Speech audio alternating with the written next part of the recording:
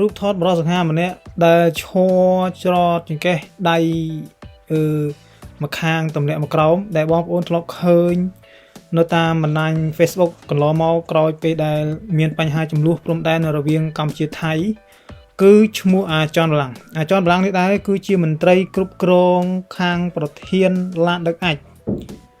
និងធំបាសដែលបានចាក់ដំឡងមកលើព្រំដែនកម្ពុជាថៃកន្លងមកដែលធ្វើឲ្យប្រជាពលរដ្ឋខ្មែរពុំបានគេងពុំបានសម្រាប់ពេញមួយយប់ហើយអាចនបលាំងនេះដែរកំពុងតែរងការគំរាមកំហែងនិងការមិនទុកចិត្តពីមន្ត្រីគណៈបកប្រជាជនរបស់លោកស្រីម្នាក់ដែលជាអ្នកផ្នែកនយោបាយជើងចាស់មួយរូបគាត់បានប្តឹងនឹងរាយការណ៍ទៅខាងសភានៃតំណាងរាស្ត្រប្រទេសថៃឲ្យមានការស៊ើបអង្កេតអំពីអាចនបលាំង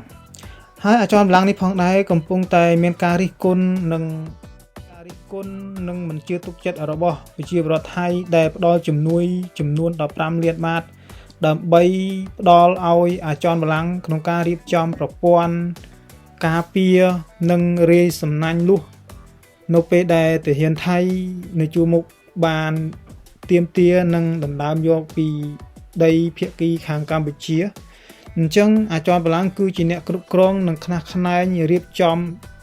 ទៅលើបញ្ហាទាំងអស់នេះទាំងមូល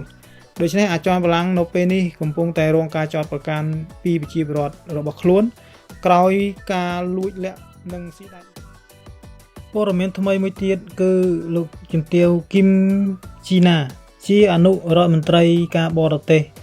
ប្រចាំនៅកម្ពុជាគាត់បានចូលពិភាក្សាជាមួយនឹងឧបនាយករដ្ឋមន្ត្រីលោកសសុខាអំពីបញ្ហារឿងបញ្ជីឈ្មោះបុគ្គលដែលពាក់ព័ន្ធទៅនឹងអក្រិតកម្មជួញដូរគ្រឿងញៀននិងអក្រិតកម្មអនឡាញនៅប្រទេសកម្ពុជាមួយចំនួនដោយសារតែបច្ចេកវិទ្យាទំនើបនៃប្រព័ន្ធ Digital ទៅប្រទេសកូរ៉េបានខ្នះខ្នែងយ៉ាងយកចិត្តទុកដាក់អំពី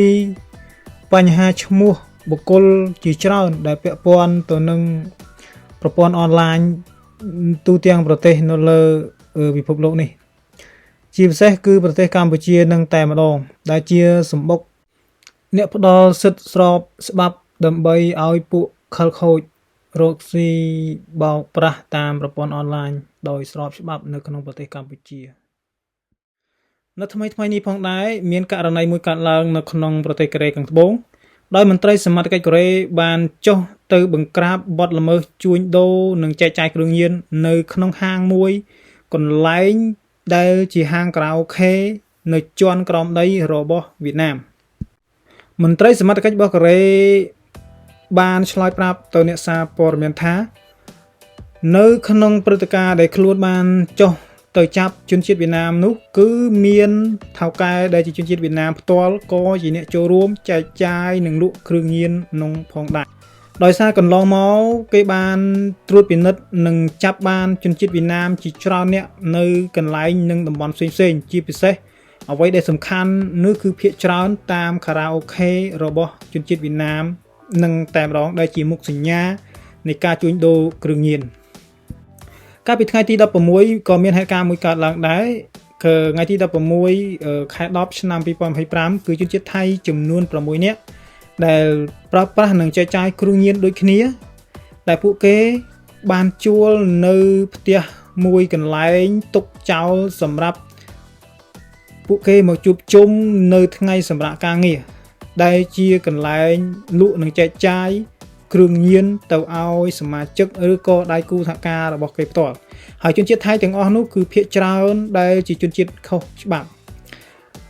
ដោយការឆ្លើយបំភ្លឺរបស់ម្ចាស់ថៅកែផ្ទះជួលនោះគាត់បាននិយាយថាជានិច្ចកាលគឺតែងតែមានសកម្មភាពអ៊ូអរហើយក៏មានការមកជាច្រើនលើកច្រើនសារដែរក៏ប៉ុន្តែស្ត្រីម្ចាស់ផ្ទះអាយុ63ឆ្នាំម្នាក់នោះគាត់មិនបានឆ្លើយឬក៏ប្តឹងទៅសមត្ថកិច្ចប៉ូលីសតាមតំបន់នោះទេដោយគាត់យល់ថានេះគឺជាកម្មវិធីជប់លៀងធម្មតាក៏ប៉ុន្តែដោយសារថ្ងៃនេះគាត់បែរជាចែកដន្យឡើងទៅសម្អាតក៏ឃើញនៅការប្រើប្រាស់គ្រឿងញៀនគាត់ក៏ប្រញាប់ត្រឡប់មកវិញស្ទើរតែមិនទាន់ទៅហើយ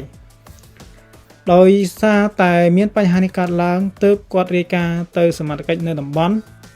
ហើយសមត្ថកិច្ចប៉ូលីសរបស់គេក៏មកដល់ទាន់ហេតុការណ៍ដែរក៏បានក្របួចនៅជនជាតិថៃចំនួន6នាក់នោះបានទាំងអស់នៅក្នុងកណ្ដាប់ដៃរបស់សមត្ថកិច្ចប៉ូលីសហើយសមត្ថកិច្ចប៉ូលីសផងដែរគាត់បាននិយាយបញ្ជាក់ម្ដងទៀតថាពួកគេភាគច្រើនគឺជាអ្នកខុសច្បាប់